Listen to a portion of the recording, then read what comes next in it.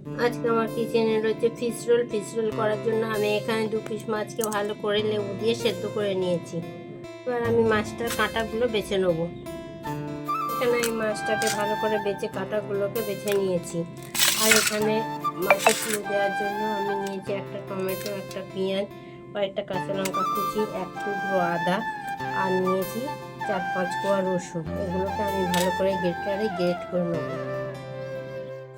এখানে আমি পেঁয়াজ, টমেটো, আদা, রসুন সব কিছুকে খুব ভালো করে গ্রেট করে নিয়েছি। আর এদিকে একটা কড়াই বসিয়ে দিয়েছি। কড়াইতে আমি সাদা তেল দিয়ে দিয়েছি। আমি একটা কড়াই বসিয়ে দিয়েছি। কড়াইতে এবার দিয়ে দেবো গ্রেট করা পেঁয়াজ, আদা, রসুন।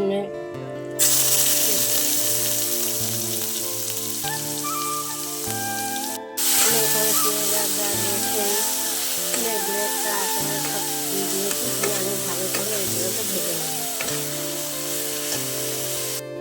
এখানে আমার পেঁয়াজ, আদা, রসুনটা খুব ভালো করে ভাজা হয়ে গেছে। এবার আমি দিয়ে দেবো বেছে রাখা মাছটা দিয়ে আমি ভালো করে নেড়ে চেড়ে ভেজে নেব। আমি এর মধ্যে দিয়ে দেবো স্বাদ মতো নুন, সামান্য একটু হলুদ গুঁড়ো, আর দেবো 1 চামচ ধনে জিরের গুঁড়ো, আর দেবো 1 চামচ কাশ্মীরি লঙ্কার গুঁড়ো। দিয়ে আমি খুব ভালোভাবে নেড়ে চেড়ে আবারও ভেজে নেব। আমি আগে থাকতে একটা আলুকে সেদ্ধ করে রেখেছিলাম। এবার আমি আলুটাকে গ্রেট করে নেবো। মশলাটা কষানো হতে হতে আমার আলুটা গ্রেট হয়ে যাবে। গ্রেট করে নেবো। এখানে আমি আলুটাকে গ্রেট করে নিয়েছি। এইবার আমি আলুটাকে মাছের পুরের মধ্যে দিয়ে দেবো। দিয়ে আমি খুব ভালোভাবে আবারও নেড়ে চেড়ে ভেজে নেবো। বন্ধুরা, এখানে আমার মাছের পুরটা হয়ে গেছে। এবার আমি মাছের পুরটাকে নামিয়ে নেবো। মাছের পুরটা নামানোর আগে আমি এখানে অল্প একটু গরম মশলা দিয়ে দেবো। দিয়ে ভালো করে নেড়ে চেড়ে আমি পুরটা নামিয়ে নেব।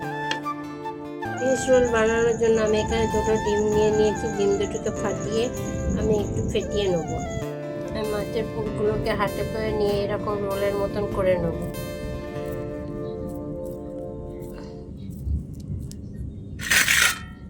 এভাবে আমি সবগুলোকে রোলের মতন করে নিয়েছি।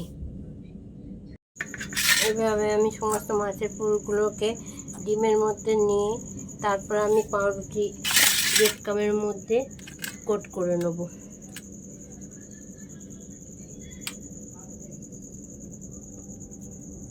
এইভাবে আমি সবগুলোকে কোট করে নেব। কটা ফিশ রোলগুলো ব্রেড ক্রাম্ব দিয়ে কোট করা হয়ে গেছে। এবার আমি তেলের মধ্যে দিয়ে ভেজে নেব। আমি গ্যাসের মধ্যে একটা কড়াই বসিয়ে দিয়েছি। কড়াই বসিয়ে তাতে আমি তেল দিয়ে দিয়েছি। তেলটা গরম হয়ে গেলে আমি ফিশ রোলগুলো দিয়ে ভেজে নেব। তেলটা গরম হয়ে গেছে। আমি এবার একে একে ফিশ রোলগুলো দিয়ে ভেজে নেব।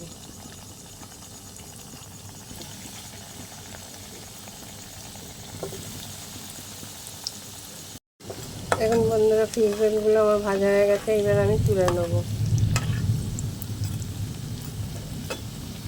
এইভাবে আমি সবগুলো ফিশ রোল ভেজে নেব।